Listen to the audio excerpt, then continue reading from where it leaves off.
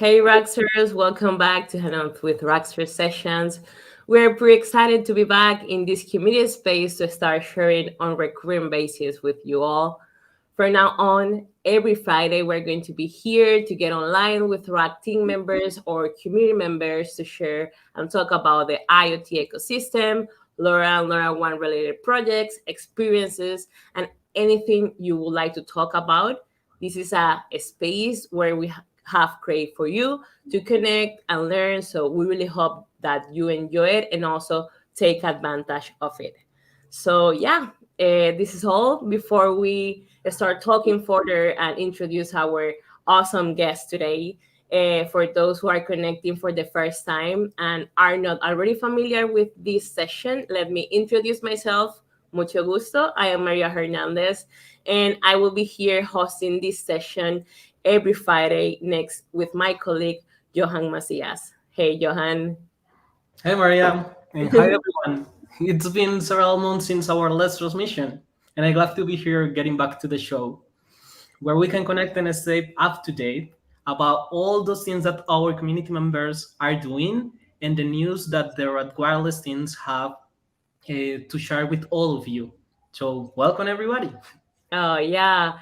I'm very happy to be sharing this stage with you. In the past, we used to host it with Jose Marcelino, another awesome colleague, but for now on, Johan will be here next to me to discuss with all these awesome guests that we're going to have in every week. So yeah, to start off, Johan, will you make me the honor to introduce our this week's guest today? For sure. Today we will chat with some cool guys passionate about IoT, radio, and hardware, who work as a software engineers during the day and spend their nights learning about contributing open source projects, such as Meshtastic, a mesh network that is open source, off the grid, and decentralized. JM, Tony, Benjamin, and Garth, welcome to the RAKStars stage. Hey guys, Hey, welcome. Ooh. Yeah, finally, we are here after a couple of weeks preparing this session. Excited to be chatting with you all today. How is everything going? How is your week ending? Looking forward to Friday. It's so great. Lots of stuff planned. Awesome, awesome. So yeah, before starting like our conversation today, we have many questions for these awesome guys about their experience, about how Meshtastic get into the in this technical war, how these initiatives have been developed over the past years, and also how you can get started with it, the different use cases. So feel free to ask any question that you may have during the session. We have a comment section, and I can jump into these questions every time that a question pop up. So feel free to share any doubt or concern or question that you may have. And also at the end of the session, we're going to be having a Q&A session in case we can discuss more deeper about a few things. So yeah, without further to ado, it's time to start. Okay. So welcome once again, and yeah, let's start getting into the details. So before jumping into the details of Meshtastic and Meshtastic version 2, which is the reason why we are mainly here, we can say that.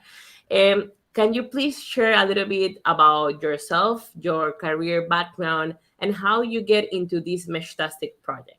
It can be any of you, and we can jump from one other to the other. So feel free to open your mic and start discussing. Well, I'll start. I'm Tony. Um, I'm a system engineer during the day. I actually was in the Army for 20 years, which got me into the technology, radio, all the things you know people in the military deal with. I always had fun. I always had fun with those things. So after I left the Army, I became a system engineer, and one day I got a 3D printer, and I thought I needed an enclosure for a project, and then making them. And I really had a lot of fun since. And when I found this project, it was like a perfect fit for me, both Awesome. for the technology and the creativity. So thank you. It's awesome. Tony has been developing a pretty cool enclosure for the Meshtastic communicators based on Wisblog that we love so much in our community. And I'm pretty aware that those are being used not just for Meshtastic related projects. So people around our community love them so much. So we can jump in a bit to show them. So for those who are not aware about them, I'm pretty sure you are going to get in love with them as much as we do. So yeah, who is the next one? Sure, I'll jump in here. And, you know, really glad to see that Tony here. And I also want to add that he is our newest admin on the team. So, you know, big clap. Awesome. Thank you, Tony. Welcome on board. He's just been excellent at community building and very much a people person. And that's what we're looking for here. So, you know, welcome, Tony. So I'm JM. My background is actually as a lifelong maker. I've been in software, product development, and I actually haven't touched software for pay in a very long time here. And so most of my more recent experience has been in community building, team coaching, individual coaching. And I still love making things on a day-to-day basis, right? I mean, that's why I stopped making for my day job. It's because I want to use that energy, you know, to make really art and projects that help a lot of people. My day job, I'm actually a program manager for McKesson, the pharmaceutical distributor, working with the oncology research group. So very satisfying there, just like it is with Meshtastic. Very satisfying to be part of such a great community of people. That is awesome. Thank you so much for that brief of introduction. And yeah, I like you are one of the first ones and the pioneers of this incredible project and initiative that we're going to be chatting in a bit. So thank you so much, Yam. Let's jump to the other one. Who wants to take the mic? I'll go. I'm Benjamin Metters. I kind of like some of the other guys in the team. You know, my day job involves software engineering, particularly full stack web development. I've been doing that for probably 12 years, and you know, so the prospects of working on, you know, IoT hardware projects really is exciting to me. And I found out about Meshtastic probably in late 2020 and started tinkering, and then got to the level of really being involved in the firmware, the device firmware. And that's been really exciting to work on something that's completely polar opposite to the development that I do at my day job. And of course, having to brush up on my knowledge of C++ that I hadn't really touched since college is interesting. But that is awesome. Yeah, like you work as a software engineer on daily basis, and yeah, you were passionate about hardware, but yeah, since school, like you were not touching C++, and now you're back and yep. start having the chance to apply that knowledge and connect it with the community to start contributing. It's incredible. Thank you so much for your contributions in some way. Those are the things that make happen the things that we have available today to have a pretty cool and a smooth user experience when getting started with Meshtastic that I pretty love so much. So thank you, Benjamin, and welcome once again. So the final one that we have over here, I don't have to open the mic. Hi, I'm Garth. I've been working on Meshtastic for a couple of years. I'm a .NET developer in Seattle at a financial services company, and I was evaluating cross-platform development stuff and learned a little Swift UI, and then I was not that interested in carrying two phones, so I started working on the iPhone app, and it just released to the App Store this week. So that's my primary focus has been working on getting the other 50% of the users having an app to use. So that is pretty awesome. I am an iOS user, And yeah, it's pretty nice to see the application either on iPhone or in the iPads. And yeah, it's pretty smooth. The design, it's pretty nice.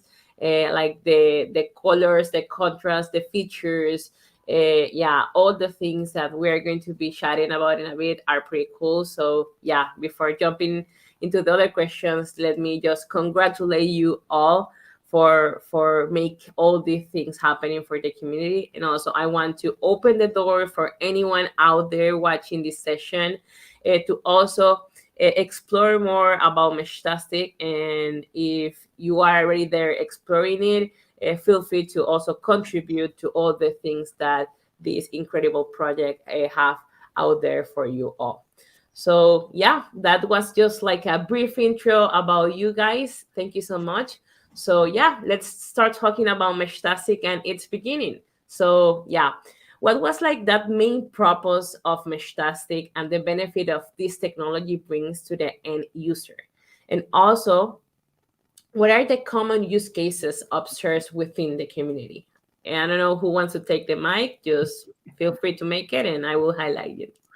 Sure, I'll take this one here. So, Meshtastic was really started by one of these mythical 10x. We've actually been calling him a 100x engineer, Kevin. He had a couple use cases for hiking. He's a avid paraglider. Actually, he's in Turkey right now, paragliding. So he is taking care of his passions. And he was looking for a way to communicate when he's off the grid. And he reviewed several technologies that was available at the time. Disaster radio was out there. He was a contributor to Audrey Pilot, and several other things. And none of those really satisfied what he was looking for. And being a prior Google employee, he was very familiar with protobufs, which is what Google uses internally. It's a very, very lightweight API protocol for message transfer, which works really, really well with LoRa's limited bandwidth. So he put all this together, put a video out on YouTube of himself demonstrating it, and that really got picked up. And eventually that guy with a Swiss accent, he picked up on the project. I'm sure we all know who he is. And from there, it really picked up, right? I found out about this project through his video. And the use cases here are really immense. Meshtastic has really two ends to it. If you look at the software stack, there's the network protocol, the underlying, what actually gets the messages across, and then the applications of that. The protocol itself is very agnostic to what's going over it, right? It's a bit like TCP/IP. It's a bit like IPX, SPX for any of the gray beards out there. It works. It's simple. It just gets messages from A to B really, really well and efficiently. And all the other applications built on top of that, that's where the community really starts to chime in. We are used a lot at music festivals where there's hundreds of people on a dance floor, and there's so little reception because of the density. Meshtastic works really well. We're used hiking, where someone is maybe in a cavern or in a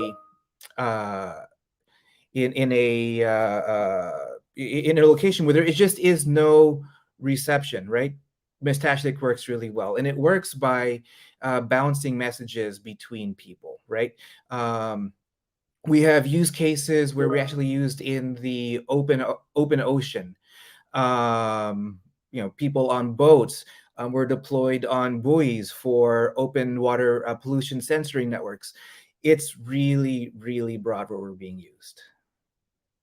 It is incredible. And I there's one thing that you highlight, and also I'm going to share his YouTube channel, because he's someone who has been contributed a lot to the hardware ecosystem, which is Andreas Spice. For those who don't know the guy with the sweet accent, this is him. He is a pretty yeah, a guy who he's just right there to help the community, and this initiative to just be that person who spread the word about the things he likes, and just the way as you share in a community base how this project has been growing up in a short period of time. It is pretty incredible, and all the use cases that you just highlight are, yeah, are a need that are out there, and you just find out the way to get all of this technology out there, make a mix of software and hardware tools to implement it in an easier, in a smooth way for anyone, either if they don't have a prior experience working with hardware, even if they are not like super technical people or engineer, because you can just go through a technical documentation guide who is pretty detailed, pretty easy to follow. Just go click follow the steps based on your operating system, and you are ready to go to start bouncing your meshes between the different communicators that you can build within the network. So yeah, thanks, Jem, for making this intro. And yeah, like based on what you share, like the Meshtastic is here to be that technology that allows you to communicate in places where you don't have a reliable communication coverage, right? So we're talking about like in the past when this initiative started, how many years in the back, because I would like to highlight all the progress that you have been making in the community base in an open source project, and also the reasons why you decide to move forward with a radio based technology such as LoRa. So I think we started in, gosh, 99 was the first check-in, 2000, something around there. We actually are still fairly new here, right? Yeah. And we've moved really fast in that short amount of time. And your question about, the radio technologies to be used, there really aren't too many out there. And LoRa works really, really well. There's the more standard ones. Out there, Wi-Fi long range, Bluetooth mesh, and LoRa as a low energy technology. It just works. It's reliable. It cuts through just about everything.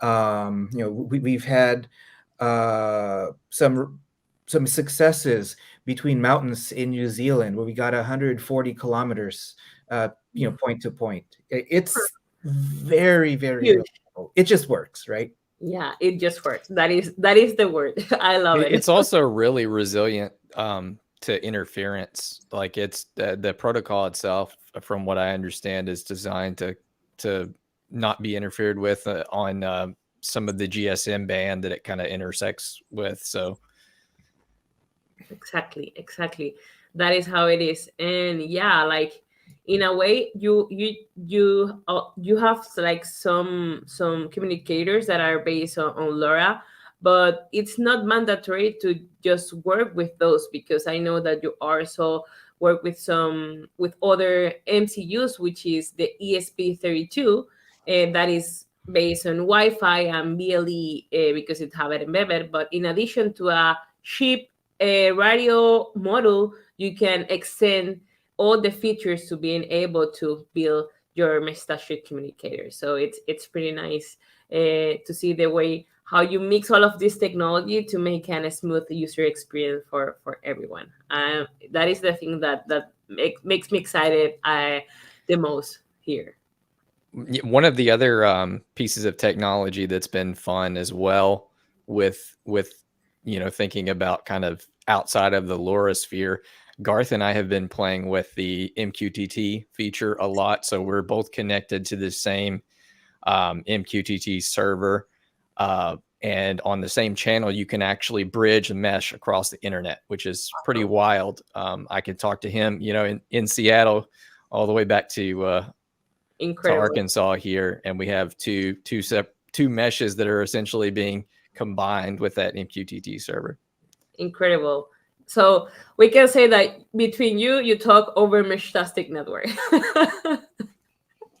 Nice. I love that. So, yeah, and as an open source initiative, we can say that it depends on community. Like we just hear at the beginning how Tony get involved within this project, also Benjamin, also Garth. So, the more hands that get involved, the further you can go, and also the faster. So, as GM just shared, you have been here for a short period of time, and you have a really good tool that is pretty reliable and scalable, that is right there available for different kind of clients. Yeah, Python, MQTT, Android phone, Android, iOS. So how were like those early stage, those first months, we can say it, of finding a group of passionate contributors for it, and which were the most significant challenge, yeah, that you have faced so far? I can go a little bit. I think Ben and I sort of started. So one of the big challenges is, as JM said, we had a really good developer that ran the firmware, the Python API, built all the Android app in kind of as one person, and then he stepped back, and we spent some time sort of figuring out who was going to do each individual piece. So. Ben has been doing quite a bit of firmware. I've been doing iOS. We have a developer that took over the Android app, and then kind of working all together to figure out how to. We had accepted a ton of contributions over time, and then one of our core features is to be able to administer nodes remotely, and the size of our packet got too big by adding all these features. So one of the big refactorings we did for 2.0 was to kind of modularize or compartmentalize each of those administrative messages so that they're not bigger than the mesh allows at the different setting sizes. So I work professionally in .NET, and the open source .NET is not super friendly. And it's been a lot of fun to work on an open source project in, kind of not the stuff I'm working on in work, that has been more friendly. I've got to meet some nice people. We do get to communicate over Meshtastic because we're doing some testing and stuff. So it's been a lot of fun. I think when I joined the project, there were a lot of features where people had come in and added a feature to fit their use case, but they were kind of not polished to work for the broad. They had been finished by somebody in order to work for the one thing they wanted to finish. And then I'd say over the last 9 months or so, we've been really taking those use cases and making them more polished and work better across different sensor types and different types of hardware. And when I first started on the project, the NRF52 stuff was like weeks old, and barely worked at all. And then we've kind of got feature parity between ESP32 and NRF now. So it's been a lot of fun to work on the project, and Kevin and JM are super welcoming and really created a great community where a lot of people work together and, sort of selfishly solve their own problems, and then work together as a group to figure out how to make it easier for users to use and get it added to the different applications. And so it's been a lot of fun. It's very different than doing sort of top-down development for work where there's a spec and a very careful set of things going on where, the firmware kind of drives all the features, and then the rest of us work on different pieces that utilize those features, or Tony makes new cases to support new features that we've developed. So it's been a lot of fun. Yeah, I would say to add on to kind of the challenges portion of that question, conveying that, we're working with these microcontroller, very small amounts of flash, small amounts of memory. We've got to keep everything small as possible for going over the wire. And that's been kind of a thing that's difficult to convey to somebody. Just like, hey, we're going to come in. We want like image transfer over LoRa, and we're like, well, you're going to have a hard time with that. completely. And yeah, how everything like was developed at the beginning, like as Yem say, like yeah, this become just an idea because someone doing paragliding need to communicate himself when he was doing it. Actually, the same use cases was something that an old colleague of mine who was a not technical person who also do paragliding, he say like, hey, there is this technology, LP1 technology, such as Sigfox LoRa. I want to make something with it. And as soon as I get to know the Meshtastic project, I immediately shared with him and was like, oh, this is pretty cool. And now it's not just like location and communication, it's that there are more features that you can also use the network to also transmit other important variables that are surrounding us in the environment, such as environmental data, temperature, humidity, pressure, gas resistance, and others that we're going to jump into them in a bit. So thank you for sharing those. And also, I would love to jump into the technical part. Let's jump into the technical part and how the Meshtastic technology architecture works and how it's everything built. So I will pass the questions to my colleague Johan, so he can just jump with these ones. Okay. Mesh networks is a topic that we have not covered in the previously in our sessions. So why not to do it today? Well, you can share in more detail the architecture being implemented in Meshtastic. I mean, for example, how everything works in the back, as well all the benefits that it brings to the end user, making use of mesh network like Meshtastic. Ben, care to take this one? I was just going to say, did you want to explain how your new routing algorithm in 2.0 works first? Start with the overview, and then I'll jump into that. Okay. So the core of Meshtastic, obviously, right? It's in the name. It's the mesh. So the neat thing about it is each device also, in addition to being a device that you can communicate with over LoRa to another device, that device then becomes a repeater as well for that packet. So and you can actually configure how many of those we call them hops, right? For that you want to allow for your network. So if I send a message to Garth, it could his device could receive it and then retransmit to any of his other devices in his mesh network as well. And that's kind of the core behavior of Meshtastic. And there's a little bit of fun to how we determined when to rebroadcast a packet to the mesh, and I'll let JM talk a little bit more about that. Awesome. Yeah, so like Ben said, we do have a broadcast technology. It's actually based on the Batman mesh protocol, which is actually very well documented out there.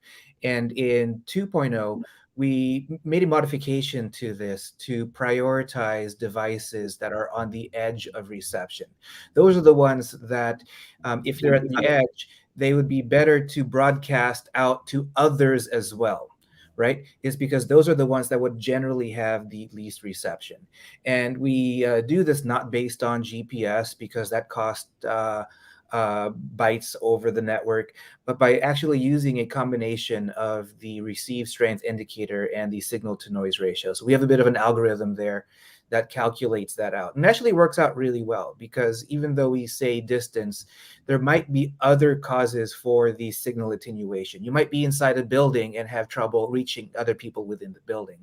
So as long as we can get into that building, you're now the beachhead. You can now rebroadcast it for everyone else. So in 2.0, our resiliency is so much better. The breadth of the network is a lot. I keep using the word better, but that's really what it is, right? It is just really, really improved. We also had a sorry, me cut you off.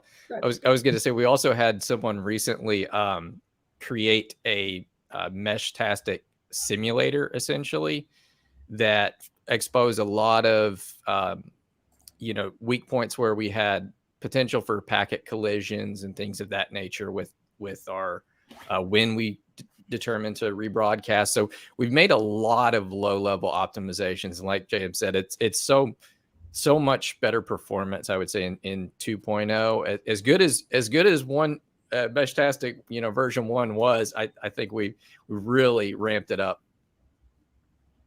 Super cool. So when you build a mesh network, you can have a range of communication. And we already know that LoRa, it stands for long range communication. So if you talk about a mesh network implemented using LoRa technology, it's people started talking about, oh, what's the maximum range of communication that you can achieve with a mesh network like this. So what's the maximum range of communication that you or any of your community members have reached transmitting messages between the different communicators? Yeah, I'll take this one. So there is a community member that goes by Puzzled Pancake. He is based out of New Zealand. I believe his current record, and this is just node to node. This isn't even a hop from a different node. So we're just talking one Meshtastic device to another was 166 kilometers. And that was actually with just a simple omnidirectional dipole. The Moxon that JM is holding up there, those I've seen some really impressive range tests with those as well, adding a little bit of directionality. But I've been blown away just by how much range that I could get with simple dipoles. I've hit around 50 miles here. Yeah, I have trouble overcoming the terrain in my very hilly state of Arkansas. But some folks who live maybe out in Western United States where they can put up a node on a mountain and sort of extend over a large area of valley. It's really impressive. It is incredible, like 160 kilometers, like wow, from one to one, it's huge. Yeah, will you mind to share the reference of the antenna that you just shared with the people connected over the chat, so they can just reference to it in case they wanted to get it? Yeah, this is a Moxon antenna. They're essentially a 2-element Yagi antenna. Awesome. This is just printed on PCB, very, very cheap to manufacture. I think I found these. I've got a couple for like $7, $6 a piece. They are incredibly inexpensive, well designed, and MOXON. I'll put it here into the chat. Perfect. Thank you so much. And here's a plug for the Rak Wireless blade antenna. That's fantastic. Awesome. Thank you for sharing those. And I'm just curious about, like, how was the environment where this guy was handling this communication? Like, that is the one that get me more curious about. Like, to get 160 kilometers of communication, like, it was like with line on sight, or how was that? Yeah, it was definitely line of sight, and that's kind of key for those really long communications. Obviously, you can get, folks get a few kilometers, sometimes even in urban environments with just signal propagation bouncing off of buildings and things of that nature. But that particular use case or particular case of communication, I believe he had a node up on a hill, and then he actually went out into the water. But even past that, when you look at like that line of sight path profile, you're actually dealing with like the curvature of the earth once you get to those distances. So that's pretty wild. Yeah, of course. And okay, this was like a communication between one communicator to the other one. And we're talking about hopping between the different communicators, that I know that the default value is 3 hops. and but you can make the upgrade to up to 7, right? Like, which is the largest communication range that you can achieve doing like this 7 hop within the mesh network? Do you have another kind of record on this within the community? Let me take this one here. So I think the term hops can get very easily confused, right? Okay. Because what the hops does is it describes how many times a message can be repeated. Okay. It doesn't describe how many clients actually receive the message itself. And Okay. so by limiting the number of hops, that's really a way of us protecting the RF spectrum from being overused. If every device can hop a message, rebroadcast it, a single 500 byte packet will then take up 30, 60 kilobytes, right, very, very easily. And on the Meshtastic 1.2 and below, we had actually limited to 32 devices on the network. And in Meshtastic 2.0 forward, we actually now have in-memory space for up to 80 devices on the mesh at any one time. But not only is it 80 at one time, there's a aging system there. So if more people join, the less visible, the quieter ones, the ones who may have turned their device off, they're just not going to show up on the screen. They'll still participate if they receive the message. But so that sets us up for a near unlimited number of devices. Now, got to be careful with that because there's only so much capacity on a LoRa network, but the architecture's there. Of course, of course. Thank you so much for that clarification. And also, I want to raise here over the screen the antenna that DM just showed us, in case that you would like to get it for making your test right there. Thank you so much. So our next question is about okay, Meshtastic is an open source initiative, which is great. So if any of the tech lovers around here would like to contribute to the project, this amazing project, how they can do it? Do you have any tips? Any tips for them? I would say the first thing that obviously we have everything up on GitHub. So we will occasionally get a pull request from someone we haven't really met in the community yet, and we're totally cool with that. But the best way to get involved is to get onto the Discord group and start talking to the community and kind of to make sure that what you're wanting to contribute doesn't already exist in the project in some form, but also just to kind of get a little bit more assistance too, because it is a big project and it works across a lot of hardware. So that I would encourage folks to get on the Discord or the discourse group as well. But most of our activity has been in the Discord, I would say. Yeah, completely. And I just leave on the under the Rak Wireless name the link to their Discord channel. So feel free to jump in to see the different channels and conversations they have out there. It is a pretty nice and friendly community. They are super welcoming. Yeah, they have also some random channels to just get your mind out of work and yeah, just have fun right there. So yeah, you are all welcome right there to learn, explore, and then if you want to contribute, just start being the people. And yeah, they are more than happy to receive all the contributions that you will have for the project itself. So thanks, Benjamin, for sharing that. And you were sharing as well, like, yeah, it is a project that supports different hardware, which is pretty nice because you are not limiting yourself to using a specific hardware.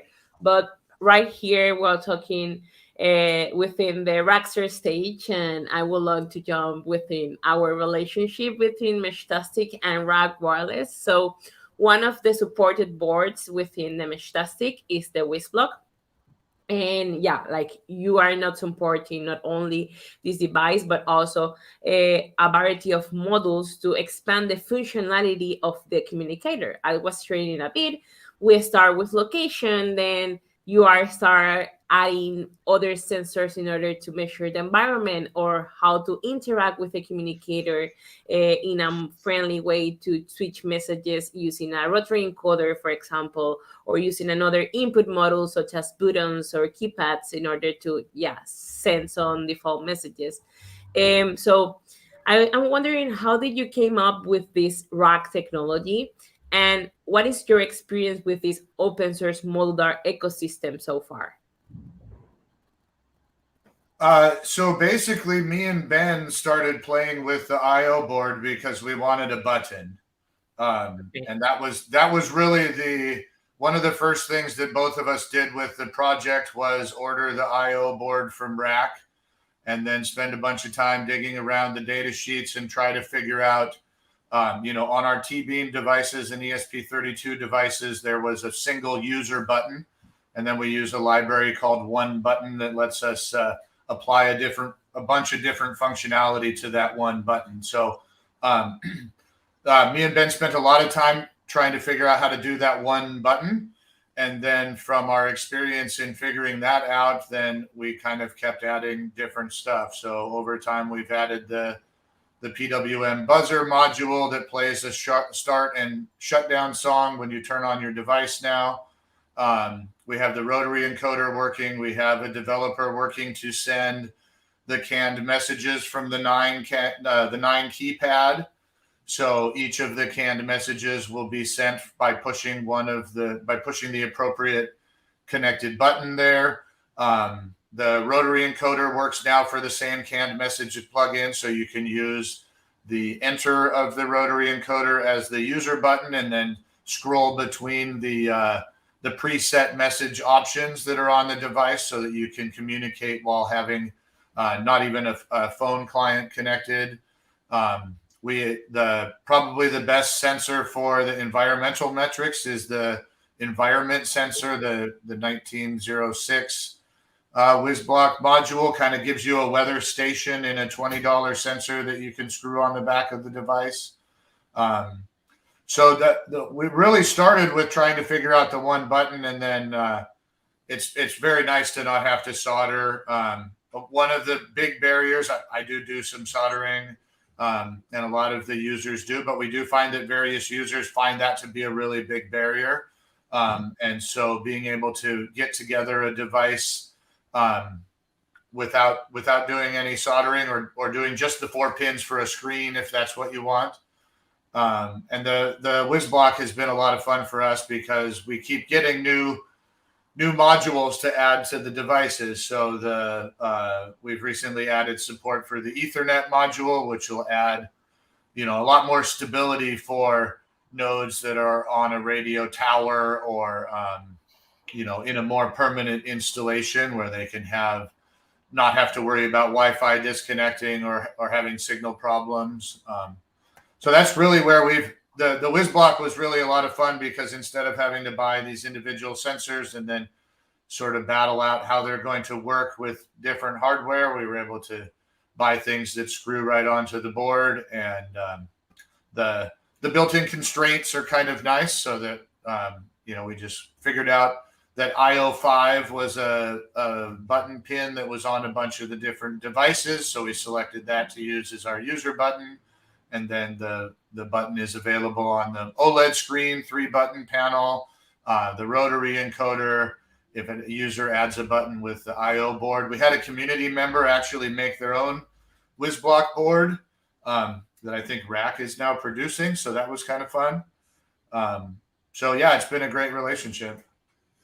Yeah, and to add on to that and kind of dovetail into 2.0 and how it's different particularly with the WizBlock sensors is, for Meshtastic 2.0, one of our kind of main focuses was trying to make things easier on a user just getting started.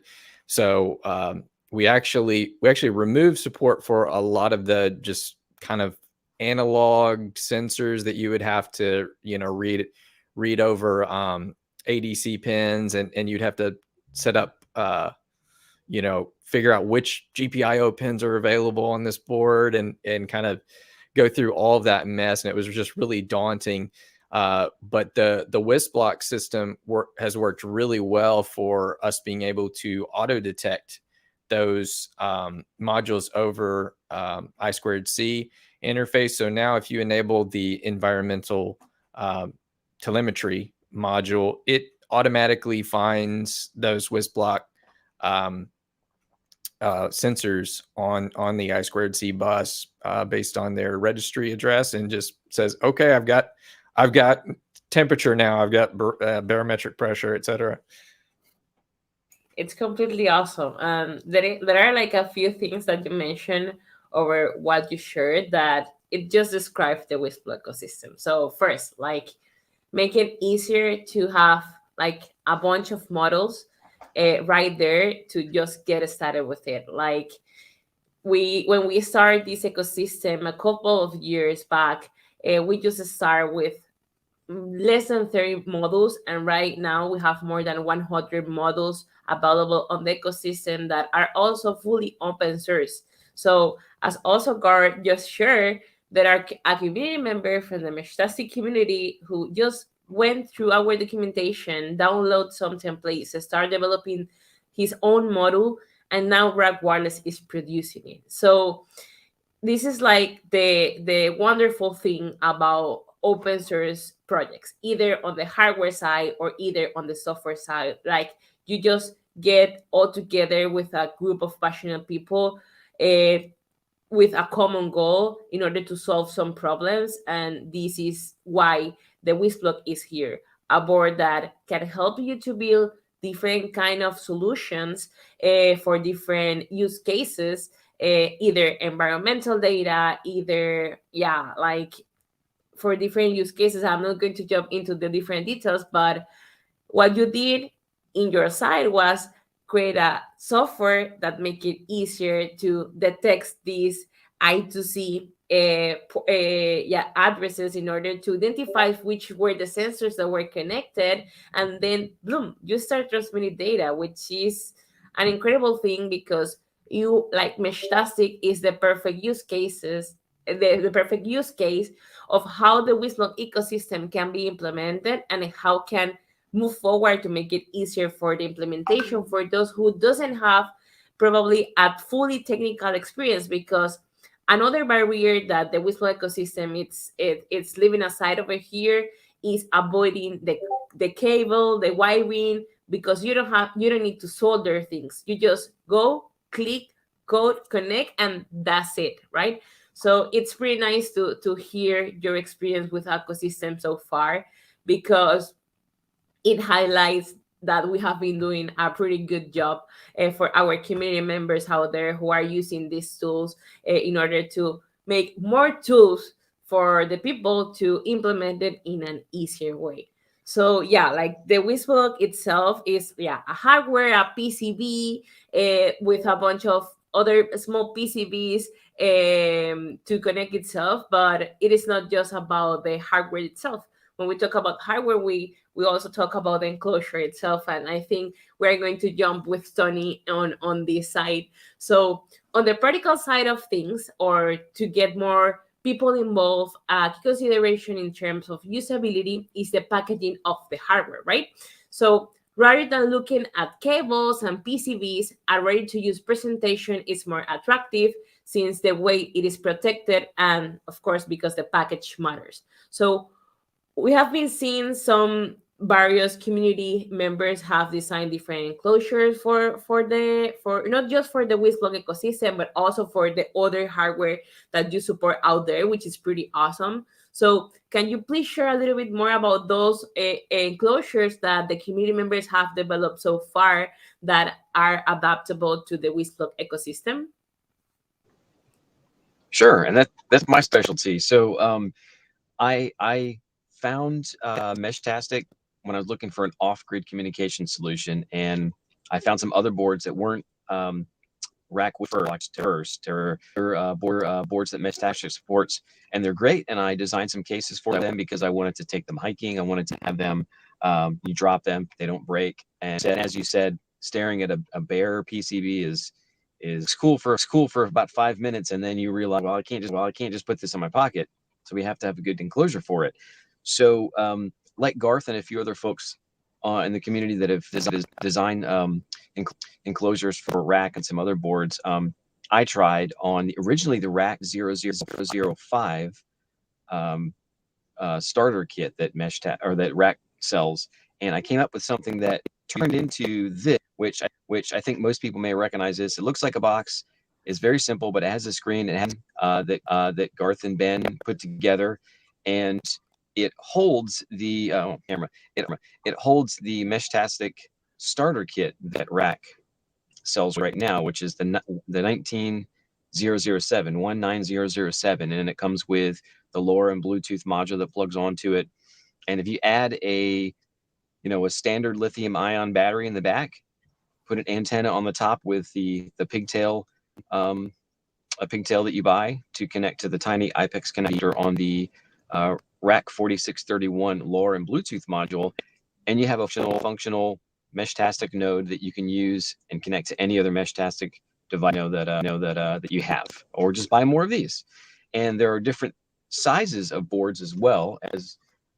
As most community members know, Rak sells the Rak 19007 WISP block board. They also sell the Rak 09003, which is a smaller version of it, and I have a smaller case that looks very much like this, and a really, really tiny one that looks like this one. This is the Rak 19003, just as full as the big one, but it just has the expansion port. But if you want something very, very small, you can have this tiny little enclosure here. You haven't seen this yet, at least, but I added a screen to this one. The one previous didn't have a screen because that saves a little bit of battery life in it. If you get water on it, you don't have to worry about it getting inside. The nice thing is you have so many options with the WizBlock platform, because I've also taken the enclosure that supports the 19007, and I have an option that that adds the I/O board, like Garth mentioned, the 13002. So it adds a bunch of pins. You can add the button. You can add different sensors and things. It has support for the Rak 1910 and Rak 12500 GPS module, which is great. And it all fits inside. And so also I developed something that I don't have the case available for sale, but I do sell these. I'm not plugging myself, but I have an Etsy store, and I came up with a waterproof, water-resistant enclosure. It has like a door, and it uses the Rak 5005, the 19000, smaller ones, the 19003, and this also integrates the Rak 19006 wireless charger, so you don't even have to open it. You can just put it on a wireless charger, and it's another example of cool modules that you can just plug in and make them happen, and configure it to whatever your device requirements are. And the last thing I'll show is love the mobile apps. I love the Android app. I love the iOS app. They're great. It's awesome that anybody can pick up a phone, connect it to a Meshtastic device, and they have a network. And also, my dream when I first found Meshtastic was I wanted a standalone messenger that doesn't need a phone. If the power goes out, if the cellular network does not work, how do we communicate? And you can do that with your phone now, but my dream was to have something with a keyboard. So I've developed this prototype. It looks, there are other people in the community that done this over the last year or two. They've tried to, and I'm calling it Messenger, like a messenger but mesh, so it's Messenger. And it's based on the Rak 19007. I/O board to add LED and a buzzer for notifications. I'm thinking about adding a wireless charger, but it has a large battery inside, and it has a keyboard. This isn't a Rak keyboard. This is another I2C keyboard we found that works with the project. But it's just yet another example of how versatile the WizBot platform is, and how you can take components that, even if Rak doesn't sell it, you can easily integrate other things, expand even the ecosystem that Rak has. And if you have a 3D printer, you can make whatever you want. And that also just, it's very exciting as hell. I love it. I love doing it. and I'm really able to be involved in the projects. And I'd say, like you said, presentation is a big deal, and usability and things you can put in your pocket and put in a bag and that can survive a camping trip. That's essential, and I think it's great, and I'm excited. And if you have any questions, feel free to ask. Oh man, this is incredible. Now I am aware about the Messenger, which is pretty cool. And yeah, like the way that you have developed this enclosure, which is like it has a high quality of design within each of these, either for the medium base, for the small base, and now I was not aware about this one, which like yeah, like I am out of words. It's incredible, and as you share, anyone with a 3D printer can build anything they want, and it is awesome how you share that message, Oh, that you are passionate and about that, and then you bring all these mhm. amazing things for the Meshtastic ecosystem. And I did designs are on printables.com and Thingiverse, and I list all the components, including the rack components, buttons, etc. So it's all there for everyone to just do themselves if they like. Yeah, actually, I'm going to also share a link about a news post that we released last week from the Rak Wireless New Hub, where we share a detailed information about Meshtastic, the latest things that they just released on the version 2 of Meshtastic, as well as the links to this enclosure that Tony just shared with us. The Messenger is not right there. They are just the other ones, but we can of course add them later on, so you can also make those happen. So yeah, there are many things to talk. I think like we can stay here for 2 hours and yeah, talk more and more and more, because this is a pretty excited topic and all the things that you have done. But we're going to try to sum up the last questions that we have in order to jump to a few questions that we have received in top of the comment. And if anyone else right there have an additional question, feel free to start leaving them in the comment section, so we can jump in them in a few minutes. So Johan, please jump with the last questions, and then we can jump on the Q&A question in the Q&A section. Sure. The project represents an exciting journey alongside the passionate contributors looking to improve this powerful platform constantly. Being the version 2, clear proof of this. Therefore, we would like to know the future plans that you have in mind. What can the community members expect for the next few years? What they can expect?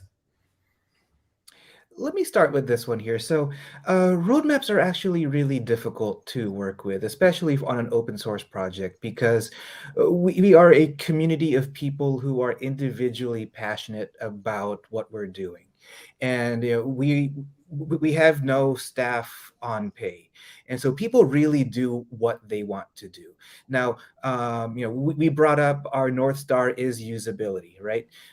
So that is something that we really hope that all contributors keep in mind.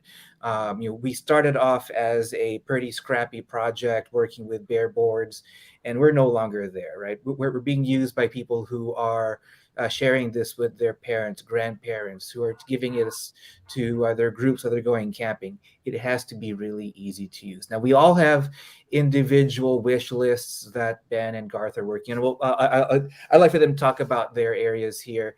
But roadmaps are hard with open source, and we accept the contributions as they come in, right? That's our goal.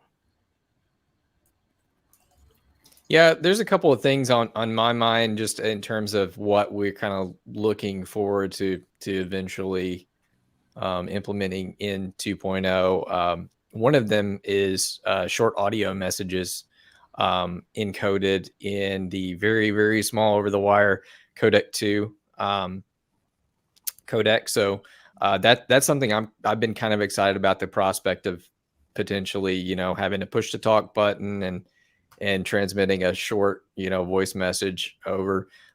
We have a lot of infrastructure for that. We're just we're not there yet. I would say also just, refining what we have right now is huge, and making sure we've got a really stable experience across all the different devices, because we do support so much hardware. And also just building out the apps a little bit more. We've got some really neat stuff that we have plumbed in 2.0 that we don't really have as much app support on yet, like dropping location pins. We call those waypoints. That's something that's, I think, really, particularly for like the hiking, camping kind of use case, where you could just drop a pin, say like campsite here, that's something that I'm very excited about. Completely. And also here, I would like to take the time to explore a little bit about the landing page that they have for the Meshtastic version 2, where you can find out more information, also a brief overview of all the changes and improvement they have been done over the past months to add all these cool features, and also to add all these additional Wislog model within the ecosystem, in order to identify them in an easy way, to add the rotary encoder, to add the Ethernet model, as well as Guard shared us in the past. All the things that you will need to know are right here. So feel free to check meshtastic.org/2.0 to get all the information that you need to get started. And also here, I can see that we have a countdown to a prize draw. So can you please share us a little bit about it? Like, what is this about? Yeah, so I'll retweet this evening, but we are running a contest right now to celebrate the kick and the release of Meshtastic version 2.0. And we have a tweet on Twitter, and we've also mentioned it on some Facebook user groups, also in discourse, and it is, and as well, Reddit as well, where if you retweet with hashtag Meshtastic V2, so hashtag Meshtastic V2, you'll be entered for a random draw for a variety of prizes, which include devices like the Rak boards, enclosures like the ones that I designed and printed out, and we'll a couple of lucky winners randomly from those that share it, retweet, and hashtag Meshtastic V2. It's all in the tweet. I will retweet it again for maximum visibility, and we look forward to picking those winners and announcing them in the first week of December. That is awesome. Thank you so much for sharing that. And yeah, there you go. If you want to be part of this, just make sure to share about Meshtastic version 2 in your social media platform, and make sure to make use of the hashtag Meshtastic version Meshtastic V2, and there you go, and you can start participating in this draw that the Meshtastic team will be doing at the first days of December. So I think we can jump into the Q&A session just to finalize this session. We have some things over here that I would like to raise. Here we have a question from Casimir. Do you have to be on the same encrypted channel for MQTT?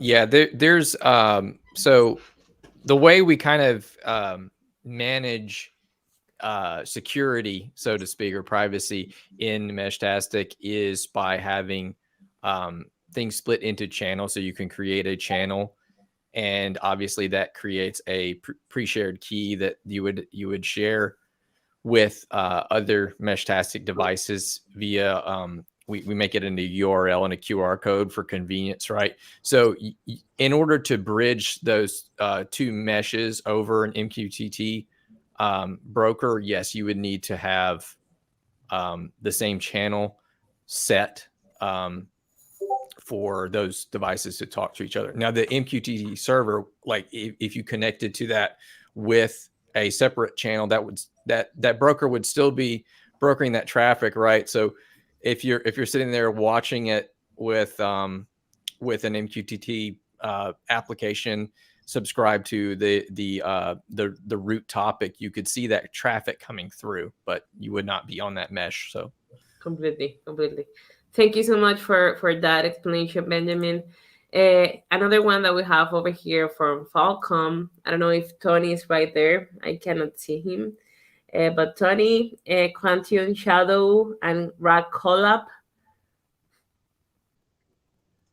Yes. I don't know why my camera disappeared. We'll try that. Well, okay, you can hear me at least. Yeah. Yeah. I've been working with one of your team members, Conguino, and we talk a lot. And he's helped me work through some support specifically for modules and collaboration. I think it's already happening. And I think it's just going to get stronger. And I look forward to what we can do together, both Rak, Meshtastic, and the entire community. So thank you. Completely. Thank you so much for you to sharing that. In addition to this, like I have been popping up some messages that comes over the chat. For example, here we have some additional comments like, wow, the device looks great, great content. Here we have someone from Germany. Hi, I'm editor for magazine online from Germany here, watching the developments closely. We already have 4-page beta review of Meshtastic 1.3 version. I hope you got some more attention from Germany. Thank you so much for being sharing that. And also, Hannah, if there is some things that you would like to add, and if you want to reach out to us, feel free to make it, and we will be happy to share more information about it. If you can help us to spread the word, there are more people that we can bring to this cool project and also keep expanding it worldwide. Also, he is planning to do a how-to in-depth article on the version 2. That is awesome. Keep the great work you have been doing, and thank you so much. Great work. Well, yeah, many things happening over here. People excited over the chat about the cool things that you are doing. I am also pretty excited to see the new things over here. So just to close over here, if I am interested in Meshtastic and I want to get started, how I can make it? 1, 2, 3 steps. Which are those 1 to 3 steps to get started? I would say first get on the Discord and start talking to the community. You know, that's to me, that's the first step. You know, just there's such a wealth of knowledge there and such a friendly community. They can definitely help you get plugged into the project the best way possible. Also, our website's got a great deal of documentation. That's another great place to start. We tried to with 2.0, we tried to make it a lot easier for folks to kind of get quick access to the most important information they need to set up their devices and connect. But we also have a lot of docs for the technical development side of things so that folks can contribute. So perfect. Thank you so much for sharing that. And also for those who don't know, like who don't know, no, maybe let me just look for something over here that you can just refer to it. Since we have been doing this collaboration with these awesome guys since some time in the past, I'm going to just jump over here and share what we have for you. So here in our store, you can find a Wizblog Meshtastic starter kit, which is already ready to start working with the Meshtastic software. So you can just integrate it in a plug and play way. Just all the things that you have to do is go over here, select the frequency that you need for your project, select some additional models that you would like to add within your solution, such as the GNSS GPS location model, the ION model that Garth was talking about when they start tinkering with the Wizblog ecosystem, the OLED display to be able to interact with the information that your communicator is giving to you in order to set up, in order to receive some messages, in order to get the battery status and more useful information for you. And yeah, there are some enclosures as well. And also in top of the Wizblog sensor side, you can find a variety of models that you can also use. And within the Meshtastic documentation, you can find those who are already pre-enabled by the Meshtastic software, so you can just integrate them in a plug and play way. So I think that was a session of full learning about Meshtastic, the beginnings, the technology implemented, the potential use cases, how to get started with it, which basically is one, get your preferred hardware out there, then flash and configure the node, and then connect your node, and you are ready to go. And yeah, like I hope that all of you out there can also get into this incredible project and also start contributing with it. So many thanks, Guillaume, Tony, Benjamin, and Garth for joining us in this Hands with RAKstar session. We love having you today and learning about the fantastic things that you are doing for the community. Thank you. Wonderful. This has been so much fun. Thank you. Thank No, you. I'm glad that you have a fun time with us. And of course, for those who are connected, if you guys have enjoyed this session as much as we have, we will appreciate if you leave some love on this video by liking it, and also to subscribe it to the Rak Wireless YouTube channel in case you are not already subscribed. And also feel free to share this question with anyone you might find a Meshtastic project helpful out there. So yeah, that will be all. I don't know, Johan, if you would like to add something before ending the session. We're looking forward to seeing you the next week because hands-on with Rockstar sessions are back. So we are planning to do several other interesting sessions for all of you to showcase all the projects that our community members are working on. So see you there. Thank you so much, Johan, for bringing that. Yeah, look forward to keep learning about more about Meshtastics, about as well as about other IoT projects out there in the IoT ecosystem. We hope to see you next week. Enjoy the rest of your morning, afternoon, or night, depending where you are. My best wishes to you all, and as always, happy hacking, folks. Bye bye, and see you there. Thanks. See you. Thank you Thank so you. much. Bye. Thank you. Bye.